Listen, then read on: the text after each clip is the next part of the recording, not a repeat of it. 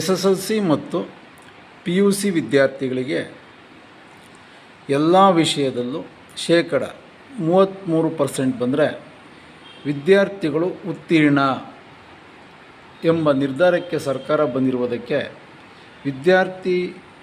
ವಿದ್ಯಾರ್ಥಿಗಳ ಹಿತದೃಷ್ಟಿಯಿಂದ ಒಳ್ಳೆಯ ನಿರ್ಧಾರ.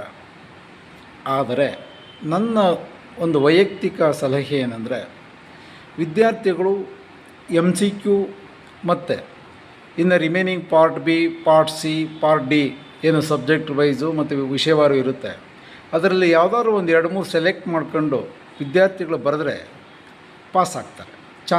ಪಾಸ್ ಆಗೋದಕ್ಕೆ ಚಾನ್ಸಸ್ ಇದು ಎಲ್ಲರಿಗೂ ಗೊತ್ತಿರ್ತಕ್ಕಂಥ ವಿಚಾರ. ಆದರೆ ಮುಂದೆ ಉನ್ನತ ವಿದ್ಯಾಭ್ಯಾಸ ಮಾಡಬೇಕಾದ್ರೆ ಇಡೀ ಸಬ್ಜೆಕ್ಟ್, ಇಡೀ ವಿಷಯವನ್ನು ಪರಿಪೂರ್ಣವಾಗಿ ಅರ್ಥ ಮಾಡ್ಕೊಂಡಿದ್ರೆ ಹೈಯರ್ ಎಜುಕೇಷನ್ಸ್ಗೆ ಡಿಗ್ರಿಗಳಲ್ಲಿ ಓದೋದಕ್ಕೆ ಸುಲಭ ಆಗುತ್ತೆ. ಇಲ್ಲಿ ಸೆಲೆಕ್ಟೆಡ್ ಆಗಿ ಓದಿದಾಗ ಏನಾಗುತ್ತೆ, ಹೈಯರ್ ಎಜುಕೇಷನ್ ಮಾಡಬೇಕಾದ್ರೆ ಸಬ್ಜೆಕ್ಟು ಕಷ್ಟ ಅನ್ನಿಸ್ಬೋದೇನೋ ಅನ್ನೋದು ನನ್ನ ವೈಯಕ್ತಿಕ ಅಭಿಪ್ರಾಯ. ಅದಕ್ಕೆ ಏನು ಸೆಲೆಕ್ಟೆಡ್ ಬರೀತಾರೆ ಪಾಸ್ ಆಗೋದಕ್ಕೆ, ಆ ಸೆಲೆಕ್ಟೆಡ್ ಬರೆದಾಗ ಉಳಿದಿರ್ತಕ್ಕಂಥ ಪೋರ್ಷನ್ನೇ ಬಿಟ್ಬಿಡ್ತಾರೆ ವಿದ್ಯಾರ್ಥಿಗಳು. ಯಾಕೆಂದರೆ ಅವ್ರಿಗೆ ಗೊತ್ತಿರುತ್ತೆ ಇಷ್ಟು ಬರೆದ್ರೆ ಪಾಸ್ ಆಗುತ್ತೆ ಅಂತ ಲೆಕ್ಚರರ್ಸು ಹೇಳಿರ್ತೇವೆ, ಮೇಷ್ಟ್ರುಗಳು ಹೇಳಿರ್ತೇವೆ, ವಿದ್ಯಾರ್ಥಿಗಳು ಗೊತ್ತಿರುತ್ತೆ. ಇನ್ನು ಉಳಿದಿರ್ತಕ್ಕಂಥ ಪೋರ್ಷನ್ಸನ್ನು ಅವನು ವಿದ್ಯಾರ್ಥಿ ಓದೋದಕ್ಕೆ ಹೋಗಲ್ಲ. ಅವಾಗ ಏನಾಗುತ್ತೆ, CET ಆಗಿರ್ಬೋದು, ನೀಟ್ ಆಗಿರ್ಬೋದು, JEE ಆಗಿರ್ಬೋದು, ND ಆಗಿರ್ಬೋದು, ಇಂಥ ಕಾಂಪಿಟೇಟಿವ್ ಎಕ್ಸಾಮಿನೇಷನನ್ನು ಬರೀಬೇಕಾದ್ರೆ ವಿದ್ಯಾರ್ಥಿ ಇಡೀ ಸಬ್ಜೆಕ್ಟನ್ನು ಸಂಪೂರ್ಣವಾಗಿ ಓದ್ದಲೇ ಇದ್ದರೆ ಇಂತಹ ಪರೀಕ್ಷೆಗಳನ್ನು ಪಾಸ್ ಮಾಡೋದಕ್ಕೆ, ಉತ್ತೀರ್ಣ ಆಗೋದಕ್ಕೆ ಸ್ವಲ್ಪ ಕಷ್ಟ ಆಗ್ಬೋದು ಅನ್ನೋದು ನನ್ನ ವೈಯಕ್ತಿಕ ಅಭಿಪ್ರಾಯ.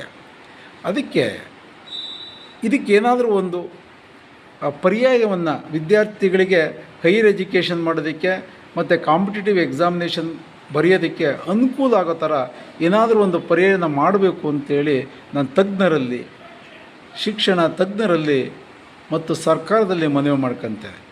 ಯಾಕೆಂದರೆ ಅವ್ರು ಸೆಲೆಕ್ಟೆಡ್ ಓದಿದಾಗ ಇಡೀ ಸಬ್ಜೆಕ್ಟನ್ನು, ಇಡೀ ವಿಷಯವನ್ನು ಅರ್ಥ ಮಾಡ್ಕೊಳ್ಳೋದಕ್ಕೆ ಕಷ್ಟ ಆಗುತ್ತೆ. ಯಾಕೆಂದರೆ ಅವ್ನು ಪಾಸ್ ಮಾಡಬೇಕು ಅಂದರೆ ಇಷ್ಟು ಓದಿದ್ರೆ ಸಾಕು, ಲಿಮಿಟೆಡ್ ಆಗಿಬಿಡ್ತಾನೆ, ವಿದ್ಯಾರ್ಥಿನೂ ಲಿಮಿಟೆಡ್ ಆಗ್ತಾನೆ. ನಾವು ಉಪನ್ಯಾಸಕರು ಸಹ ಇಷ್ಟು ಓದೆಯಾ ಪಾಸ್ ಆಗ್ತೀಯಾ ಇದನ್ನೇ ಹೇಳ್ಕೊಂಬಂದ್ಬಿಡ್ತೀವಿ. ಇದು ಕಾಮನ್, ಎಲ್ಲರೂ ಗೊತ್ತಿರ್ತಕ್ಕಂಥ ವಿಚಾರ. ಇದ್ರ ಬದಲಾಗಿ ಸೆಲೆಕ್ಟೆಡ್ ಅಟ್ಲೀಸ್ಟ್ ಇಡೀ ಚಾಪ್ಟ್ರ್, ಇಡೀ ಕ್ವಶನ್ ಪೇಪರ್ ಇರ್ತಕ್ಕಂಥ ಎಲ್ಲ ಕ್ವಶನ್ಸನ್ನು ಬರಿಬೇಕು. ಅಟ್ಲೀಸ್ಟ್ ಪುಸ್ತಕ ನೋಡ್ಕೊಂಡು ಬರಿತಕ್ಕಂಥ ಒಂದು ವ್ಯವಸ್ಥೆ ಆದರೂ ಬಂದರೆ ಇಡೀ ಸಬ್ಜೆಕ್ಟು ಅವನಿಗೆ ಅರ್ಥವಾಗುತ್ತೆ.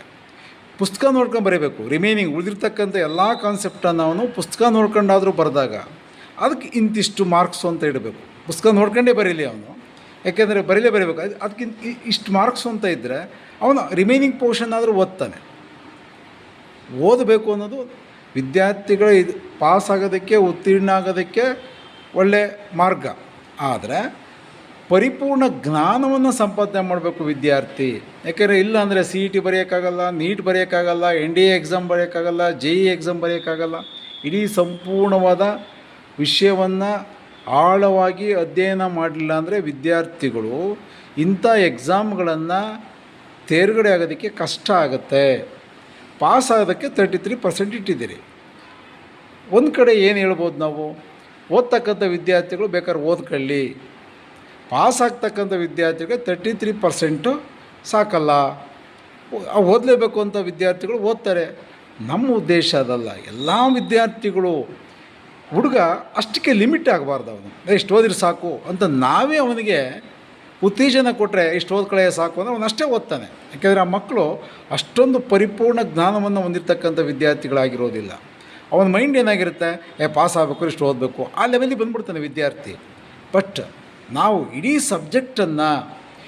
ಸಬ್ಜೆಕ್ಟನ್ನು ನೋಡ್ಕೊಂಡು, ಪುಸ್ತಕ ನೋಡ್ಕೊಂಡಾದರೂ ಬರೆದು ಇಡೀ ಸಬ್ಜೆಕ್ಟ್ ಬರೀಬೇಕು. ಅವನು ಇಡೀ ಸಬ್ಜೆಕ್ಟ್ ಇರ್ತಕ್ಕಂಥ ಇಲ್ಲಿರೋ ಎಲ್ಲ ಪ್ರಶ್ನೆಗಳಿಗೂ ಉತ್ತರವನ್ನು ಬರೀಬೇಕು. ಪುಸ್ತಕ ನೋಡ್ಕೊಂಡಾದರೂ ಬರೀಬೇಕು. ಅದಕ್ಕೊಂದು ಸಪ್ರೇಟ್ ಒಂದು ಎಕ್ಸಾಮ್ ಆದರೂ ಮಾಡಿ. ಉದ್ದೇಶ ವಿದ್ಯಾರ್ಥಿಗಳ ಉನ್ನತ ಶಿಕ್ಷಣದಲ್ಲಿ ಪರಿಪೂರ್ಣವನ್ನು ಜ್ಞಾನ ಪಡೆದು ಮುಂದಕ್ಕೆ ಹೋಗಬೇಕು ಅಂದರೆ ಈ ಥರ ಒಂದು ಬದಲಾವಣೆಯನ್ನು ದಯವಿಟ್ಟು ಸರ್ಕಾರ ಆಗಿರ್ಬೋದು, ಶಿಕ್ಷಣ ತಜ್ಞರಾಗಿರ್ಬೋದು ಯೋಚನೆ ಮಾಡಿ ಇದು ಮಕ್ಕಳಿಗೆ ಅನುಕೂಲ ಆಗುತ್ತೆ ಅನ್ನೋದು ನನ್ನ ವೈಯಕ್ತಿಕ ಅಭಿಪ್ರಾಯ. ಪುಸ್ತಕ ನೋಡ್ಕೊಂಡು ಬರೀಬೇಕು, ಅದಕ್ಕೊಂದು ಸಪ್ರೇಟ್ ಎಕ್ಸಾಮೇ ಮಾಡಿ. ಇಡೀ ಕ್ವಶನ್ಸು ಅದಕ್ಕೊಂದು 5 ಮಾರ್ಕ್ಸು 10 ಮಾರ್ಕ್ಸು ಇಟ್ಟರೆ ಅಟ್ಲೀಸ್ಟ್ ಕವರ್ ಮಾಡ್ತಾನೆ. 10 ಮಾರ್ಕ್ಸ್ ಹೋಗುತ್ತೆ, ನಾನು ಇಡೀ ಕ್ವಶನ್ ಪೇಪರ್ ಇರ್ತಕ್ಕಂಥ ಎಲ್ಲ ಕ್ವಶನ್ಸನ್ನು ಅಟೆಂಡ್ ಮಾಡಬೇಕು, ಇಡೀ ಸಬ್ಜೆಕ್ಟ್ ಓದಬೇಕು, ಅದಕ್ಕೆ 5 ಮಾರ್ಕ್ಸು 10 ಮಾರ್ಕ್ಸು ಇಟ್ಟಿದ್ದಾರೆ.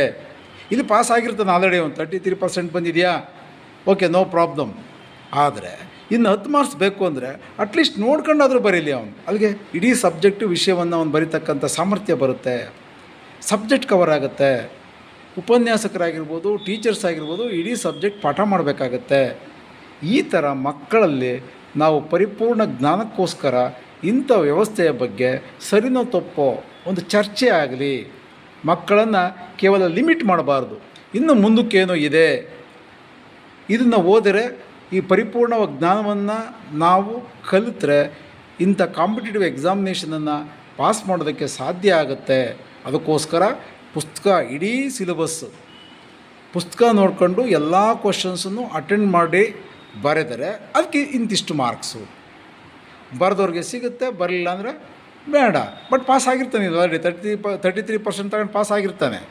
ಅದನ್ನು ಬರೆದಾಗ ಅಂಥ ವಿದ್ಯಾರ್ಥಿಗಳಿಗೂ ಇಡೀ ಸಬ್ಜೆಕ್ಟನ್ನು ಓದಿ ಬರೀತಕ್ಕಂಥ ವಿದ್ಯಾರ್ಥಿಗಳು ನಮಗೆ ಬೇಕಾಗುತ್ತೆ. ಇದರ ಬಗ್ಗೆ ಕೂಲಂಕುಷವಾಗಿ ಚರ್ಚೆ ಮಾಡಿ ಸರಿನೋ ತಪ್ಪೋ ವಿದ್ಯಾರ್ಥಿಗಳ ಈ ಕಾನ್ಸೆಪ್ಟು ವಿದ್ಯಾರ್ಥಿಗಳಿಗೋಸ್ಕರನೇ. ನಾವು 33% ಬೇಡ ಅನ್ನೋ ಮೈಂಡ್ ಇಟ್ಕೊಂಡು ಹೇಳ್ತಾ ಇಲ್ಲ. ವಿದ್ಯಾರ್ಥಿಗಳಿಗೆ ವಿಷಯದ ಸಬ್ಜೆಕ್ಟ್, ಇಡೀ ವಿಷಯ ವಿದ್ಯಾರ್ಥಿಗಳಿಗೆ ಗ್ರಹಿಸಿದಾಗ ಉನ್ನತ ಶಿಕ್ಷಣ ಆಗಿರ್ಬೋದು, CET ಆಗಿರ್ಬೋದು, NEET ಆಗಿರ್ಬೋದು, JEE ಆಗಿರ್ಬೋದು, NDA ಈ ಥರ ಎಕ್ಸಾಮ್ಸ್ಗೆ ಮಕ್ಕಳಿಗೆ ಈಸಿ ಆಗುತ್ತೆ.